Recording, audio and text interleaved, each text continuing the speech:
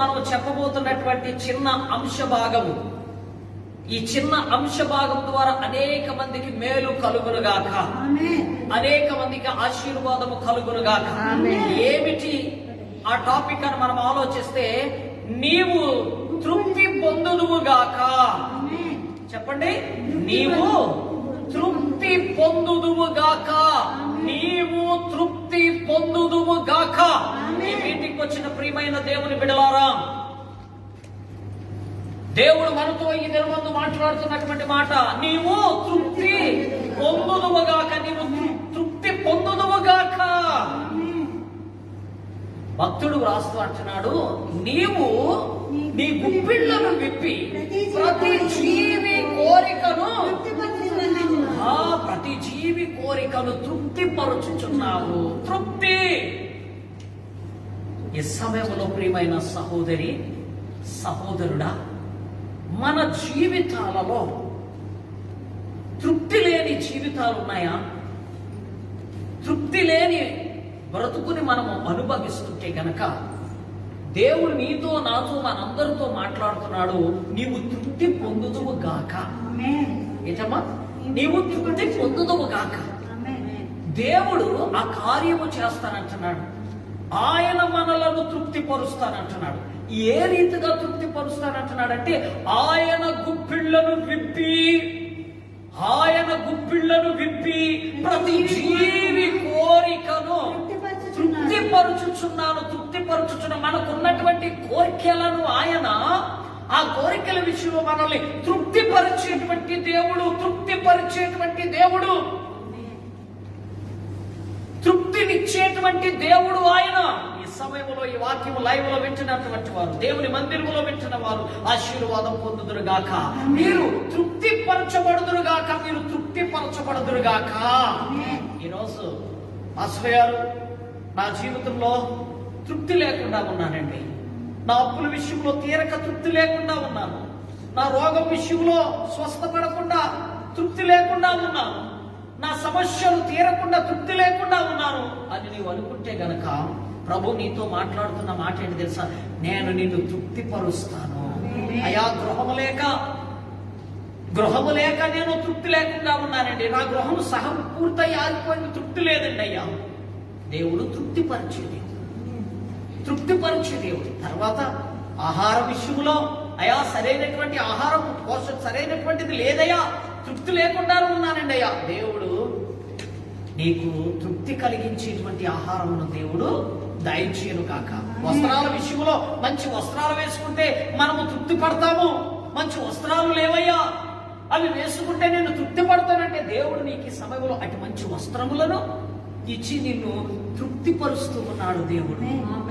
కనుక మొట్టమొదటి విషయం ఏంటంటే, దేవుడు మనల్ని ఎలాగో ఆయన తృప్తిపరుస్తున్నాడు అంటే, ఆయన గుప్పెళ్లను విప్పి ప్రతి జీవి కోరికను తృప్తిపరుస్తున్నాడు. ఈ సమయంలో మీరందరూ కూడా ఏ సమస్యల్లో వచ్చావో, ఏది లేదని వచ్చి ఉన్నావో, ఏ సమస్యలో వచ్చింది, ఏ సమస్యలో నీవు తృప్తి లేకుండా ఉన్నావు. కొందరికి అక్కమైందనుకో, అమ్మాయి అక్కమైంది తృప్తి. సివిలేడ్ వచ్చిందనుకో, అమ్మాయి సివిలేడ్ అయింది తృప్తి. ఈ విషయంలో ఏమి జరగలేదనుకోండి, నీకు తృప్తి ఉందా? తృప్తి లేదు కదా. నా యేసు ప్రభు నీతో మాట్లాడుతున్నాడు. దేవాతి దేవుడు నీతో మాట్లాడుతున్నాడు. ఈ సమయంలో నిన్ను తృప్తిపరిచే దేవుడు. నా కుమారుడికి మంచి సంబంధం వస్తే నేను తృప్తి పొందుతానయ్యా. అవును కదా. మరి ఇప్పుడు తృప్తి ఉందా అమ్మా? లేదు. దేవుడు మంచి సంబంధం ఇచ్చి తృప్తిపరచును గాక. మంచి బిడ్డలు ఇచ్చి దేవుడు తృప్తిపరచును గాక. మంచి ఉద్యోగం ఇచ్చి తృప్తిపరచును గాక. నువ్వు కోరుకున్న వాటిని నీ దగ్గరికి తీసుకొచ్చి దేవుడు నీకు ఇచ్చి నిన్ను తృప్తిపరచును గాక. ఒక మాట అంటే, చాలా మంది తృప్తి పడ్డ బిడ్డలు ఉన్నారు, చాలా మంది సంతృప్తి పొందిన వారు ఉన్నారు. అయితే నా ప్రభు ఈ దినమందు మాట్లాడేది ఏంటి తెలుసా? ఎవరైతే తృప్తి లేకుండా ఉన్నారో, ఎవరైతే తమ జీవితాల్లో తృప్తి లేకుండా ఉన్నారో, వారిని నేను తృప్తిపరచు దేవుడును. నీ శారీరక, మరి నీకు ప్రతి మనిషికి అనేకమైన కోరికలు ఉంటాయి. దైవ సంబంధమైనటువంటి కోరికలు. కొంతమంది మంచి పాట పాడితే నేను తృప్తి పొందుతానండి. అయ్యా నేను మీటింగ్కి వెళ్ళండి, మంచి పాట ఇవ్వలేదండి, నాకు తృప్తి లేదండి. బాగా మంచి పాట పాడాను, నాకు అవకాశం ఇచ్చారు, నాకు తృప్తి కలిగిందండి. సాక్షి చెప్పుకోవడానికి అవకాశం ఇచ్చారు, నాకు తృప్తి కలిగిందండి. మరి సాక్షి చెప్పుకోవడానికి అవకాశం ఇవ్వకపోతే, పాట ఇవ్వకపోతే అయ్యా నాకు తృప్తి లేదు. దేవుడు అంటున్నాడు నిన్ను తృప్తి పరచును గాక. ఇదిగో ప్రతి జీవి యొక్క ప్రతి నేను గుప్పిళ్ళు విప్పి ప్రతి జీవి యొక్క కోరికను నేను తృప్తి పరుచుతున్నాను. అందరికీనంటాడు ప్రతి జీవి కోరిక. వాక్యమే మాట్లాడుతుంది. ఏ కోరికతో వచ్చావో సోదరి సహోదరుడా, ఏ కోరికతో ఆయన మందిరానికి వచ్చావో దానిని తీర్చబోతున్నాడు ఈ సమయంలో. ఇప్పుడు ఎక్కడెక్కడ ఆయన ఎలాగా తృప్తి పరచాడో చూద్దాం. నెంబర్ 1 కీర్తన 145:16 చదివారు, అక్కడ తృప్తి పరుస్తున్నాడు. నెంబర్ 2 ద్వితీయోపదేశ కాండము 11వ అధ్యాయము 15వ వచనం చూద్దాం. 11వ అధ్యాయం 15వ వచనం ఈ రీతిగా మాట్లాడుతున్నాడు. మరియు నీవు తిని తృప్తి పొందునట్లుగా. చాలండి. మరియు నీవు తిని తృప్తి పొందునట్లుగా నేను ఏం చేస్తున్నాను అక్కడ? నీవు తిని తృప్తి పొందునట్లుగా నీ పశువుల కొరకు నీ చాలయందు గడ్డి మొలిపిస్తున్నాను. దేనికమ్మా? అది తిని తృప్తి పొందడానికి నీ పశువుల చాలయందు నేను గడ్డి మొలిపిస్తున్నాను. అందుకని నువ్వేమవుతావు? తిని తృప్తి పొందుతావు. మీరు ఎలా తృప్తి పొందుతారండి? ఈ యొక్క ప్రార్థనకు వచ్చిన బిడ్డలారా, నీకు ఒక మంచి మంచి మంచి డ్యూటీ దొరికి ఆ డ్యూటీలో మంచి శాలరీ ఇచ్చారనుకోండి, తృప్తి పొందుతావా? తృప్తి పొందుతావు. అందరు కోరుకునేది అదే కదా. అందుకే కదా ఈ దేశానికి వచ్చారు బిడ్డలారా. మరి నువ్వు ఈ సమయంలో ప్రభు నీతో మాట్లాడుతున్నాడు, నీవు తృప్తి పొందేటట్టుగా చేస్తాను నేను. చాలా మంది అంటున్నారు, అయ్యా కష్టపడ్డామండి, నెల వచ్చినప్పటికీ ఆ డబ్బు వడ్డీలకి వీటికి వెళ్ళిపోవడం వల్ల ఏ విధమైన తృప్తి లేదండి. లేదా కొంతమంది మా మేడం వాళ్ళు తక్కువే ఇచ్చారు పాస్టర్ గారు ఉద్యోగాల్లో, తృప్తి లేదు. కానీ దినమందు నా ప్రభు ఏం చేయబోతున్నాడు తెలుసు? నేను తృప్తి పరచబోతున్నాడు. ఆయన నీ చేలయందు గడ్డి, పశువులు కూడా గడ్డి తిని తృప్తి పొందాలి. వారి కొరకు దేవుడు ఏం చేస్తున్నాడు? గడ్డి మొలిపిస్తున్నాడంట. అంటే పశువుల విషయంలోనేమో గడ్డి మొలిపిస్తున్నాడు అన్నాడు. ఆ మనుషుల విషయంలో గుప్పిళ్ళు విప్పి నేను ప్రతి జీవి కోరికను తృప్తి పరుస్తున్నాను. గమనించండి, ఆయన తృప్తి పరిచే దేవుడు, ఆయన తృప్తినిచ్చే దేవుడు, ఆయన సమృద్ధినిచ్చే దేవుడు ఆయన. నీవు నీ గుప్పిళ్ళు విప్పి ప్రతి జీవి కోరికను తీర్చుచున్నావు. ఏమ్మా? తర్వాత ఇదిగో నేను గుప్పిళ్ళు విప్పి నేను తృప్తి పరుస్తూ ఉన్నాను. చివరిగా మనం గమనించినట్లయితే ఈ మార్కు రాసిన సువార్త 6వ అధ్యాయం 42వ వచనం, వారందరూ తిని తృప్తి పొందిన తర్వాత మిగిలిన చేపలు రొట్టె ముక్కలు 12 కప్పలు మిగిలిన చాలండి. ఆమేన్. చాలా చెప్పండి. వాడు తిని తృప్తి పొందిన తర్వాత, సోదరి అమ్మా చాలండి, వాడు తిని తృప్తి పొందితే ఇంకా మిగిలిపోయాయి. అమ్మా వాళ్ళు తిని చెప్పండి వాళ్ళు తిని తృప్తి పొందితే ఇంకా మిగిలిపోయాయి. ఇప్పుడు చెప్పండి, నాకు అర్థమైంది నన్ను ఎవరు చెప్పండి. నేను ఈ రోజు నా కుటుంబంలో అలా జరగాలని ఎంతమంది అనుకుంటున్నారు? ఎలాగా? మేము తిని తృప్తి పొందితే మా కుటుంబంలో ఇంకా ఏమైంది? ఏంటండి చెప్పండి తొందరగా.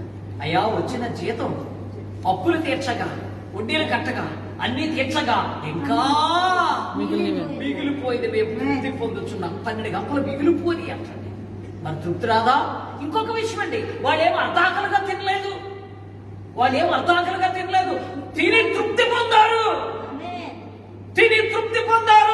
ఈ రోజు నా ప్రభువైన యేసుక్రీస్తు వారు నీ జీవితంలో తిని తృప్తి పొందినట్లుగా ఆయన ఆశీర్వాదిస్తున్నాడు. తిని తృప్తి పొందినట్లుగా నిన్ను దీవిస్తున్నాడు. నీ డ్యూటీని దీవిస్తున్నాడు. అలాగా నీ యొక్క ఉద్యోగమును ఆశీర్వాదిస్తున్నాడు. నీ కుటుంబస్తులను ఆశీర్వాదిస్తున్నాడు. గొప్ప కార్యములు ప్రభు చేయబోతున్నాడు. ఈ సమయంలో దేవుని మందిరానికి వచ్చిన బిడ్డలారు నీతో మాట్లాడి ప్రభు పంపిస్తున్నాడు. నువ్వు తిని తృప్తి పొందినట్లుగా చేస్తాను. నువ్వు తిని తృప్తి పొందిన తర్వాత మిగిలేటట్లుగా చేస్తాను. నువ్వు తిని తృప్తి పొందేటట్లు గుప్పిళ్ళు విప్పుతాను. యేసు ప్రభు ఆయన కార్యం చేస్తే అద్భుతాలు జరుగుతాయి. ఆయన కార్యం చేస్తే వేడు జరుగుతాయి. ఆయన కార్యం చేస్తే స్వస్థతలు జరుగుతాయి. నిర్గమకాండం 23వ అధ్యాయము దేవుని 23వ అధ్యాయం 25వ వచనము. నిర్గమకాండం 23వ అధ్యాయం 25వ వచనం. నీ దేవుడైన యెహోవా, నీ దేవుడైనటువంటి యెహోవాని ఆరాధించవలను, సేవింపవలను, ప్రభువైన యేసుక్రీస్తు వారిని పూజించవలను. అప్పుడు ఆయన నీ ఆహారమును ఏంటంటే తిని తృప్తి పొందుతున్న బిడ్డలారా, నువ్వు ఏమి తిని తృప్తి పొందుతున్నావో నీ ఆహారమును, నీ పానీయమును యేసు ప్రభు దీవించును గాక. అప్పుడు అమ్మా, నువ్వు తీసుకొచ్చినవన్నీ దేవుడు దీవించును గాక. ఈ రాత్రి భోజనములు వండుకొచ్చిన బిడ్డలను దీవించును గాక. మేమేమో వాళ్ళు తిని ఈ మందిరంలో తృప్తి పొందుదుము గాక, ఇంకా మిగులును గాక. నీ కుటుంబంలో ఇంకా దేవుడు సహాయము చెప్పండమ్మా. నీకు ఇంకా సమృద్ధిగా నువ్వు తిని తృప్తి పొందేటట్లుగా దేవుడు చేరుగాక, ఆశీర్వదించును గాక, అలా దీవించును గాక. ఆయన అంటున్నాడు, ఇదిగో నేను నీ మధ్య నుండి, ఇదిగో నీ ఆహారమును, నీ పానీయమును నేను దీవిస్తాను. నీ మధ్య నుండి రోగమును చెప్పండి, నీ మధ్య నుండి ఏం తొలగిస్తాను? రోగమును తొలగించేస్తాను. మరి ఈ రోజు మీటింగ్ వచ్చిన వారితో ప్రభు ఏమేం మాట్లాడాడు? సోదరు చెప్పింది ఏమేం మాట్లాడాడు? నేను తృప్తిపరుస్తాను. ఏ విషయంలో అయినా సరే పాస్టర్ గారు, ఏ విషయంలో అంటే నువ్వు అది ఏదైనా నీ కోరిక ఏమని రాస్తుంది? నీ కోరిక, నీ కోరిక, నీ కోరికలో ఏ కోరిక నీవు తృప్తిపరచబడాలని ప్రభువుని అడుగుతున్నావో ఆయన తన గుప్పెళ్ళు విప్పి నీ కోరికను తీరుస్తూ ఉన్నాడు. సోదరు అర్థమైందన్నమాట. నీ కోరికను తీరుస్తున్నాడు. ఈ సమయంలో ఎంతో భారంతో వచ్చి ఉండొచ్చు, ఎంతో కష్టంతో వచ్చి ఉండొచ్చు. అయ్యో నా పరిస్థితి ఏంటని ఈ సమయంలో ఆయన మందిరానికి వచ్చి ఉండొచ్చు. నువ్వు నీతో నేను మాట్లాడి పంపిస్తున్నాడు. ఇదిగో నీతో నేను మాట్లాడి పంపిస్తున్నాను. నా గుప్పిళ్ళు విప్పి నీ కోరికను తృప్తిపరుస్తాను. తర్వాత మీరు తిని తృప్తి పొందేటట్లుగా నేను ఆజ్ఞాపిస్తాను. మీరు తిని తృప్తి పొందేన తర్వాత దాన్ని గర్భలు మిగిలినట్లుగా మీరు తిని తృప్తి పొందితే ఇంకాను ఆశీర్వాదం ఇస్తున్నాను. తర్వాత ఈ తిని తృప్తి పొందిన తర్వాత నేను మిమ్మల్ని దీవిస్తున్నాను. మీ మధ్య నుండి రోగమును తొలగిస్తున్నాను. మీ ఆహారమును, మీ పానీయమును నేనేం చేస్తున్నాను? దీవిస్తున్నాను. నీవు తీసుకొచ్చినటువంటి అప్పడములను దీవిస్తున్నాను, సేమియాను దీవిస్తున్నాను, బూరెలను దీవిస్తున్నాను, గారెలను దీవిస్తున్నాను, సున్నులను దీవిస్తున్నాను.